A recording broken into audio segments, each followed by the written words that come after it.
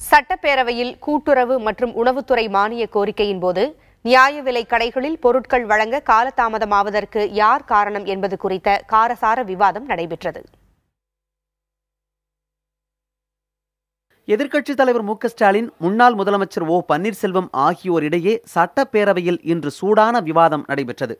Ration பொருள்கள் பற்றாக்குறை தொடர்பாக நடைபெற்ற விவாதத்தில் ஓ பன்னீர்செல்வம் முதலமைச்சராக இருந்தபோது அவர் கையெழுத்து இடாததாலேயே பருப்பு, பாமாயில் பற்றாக்குறை ஏற்பட்டதாக அமைச்சர் காமராஜ் கடந்த மார்ச் மாதம் தெரிவித்ததாக எதிர்க்கட்சித் தலைவர் மு க ஸ்டாலினும் திமுக எம்எல்ஏ ஏவ வேலுவும் புகார் கூறினர். சிறப்பு பொதுவின திட்டம்ன்றது ஆண்டுக்கு ஒரு முறை ரினியூவல் செய்யணும் ஆணையை, அதே ரினியூவல் செய்யலை. அதைத்தான் நாங்கள் போராட்டம் தலைமையில் நடத்திய போது கேட்ட பொழுது காமராஜர் சொன்னார், இந்த 2 மாதம் ஆணை வழங்காத காலதாமதத்துக்கு காரணம் ஓபிஎஸ் தான் சொன்னார்.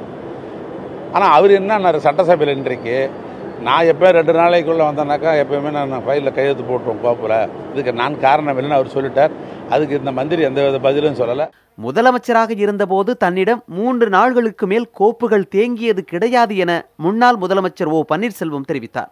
நேற்று முதலமைச்சருக்கும் எதிர்க்கட்சித் தலைவருக்கும் இடையே காரசார விவாதம் நடைபெற்ற நிலையில் இன்று முன்னாள் முதலமைச்சருக்கும் எதிர்க்கட்சித் தலைவருக்கும் இடையே சூடான விவாதம் நடந்துள்ளது குறிப்பிடத்தக்கது. புதிய தலைமுறைக்காக செய்தியாளர் குழு.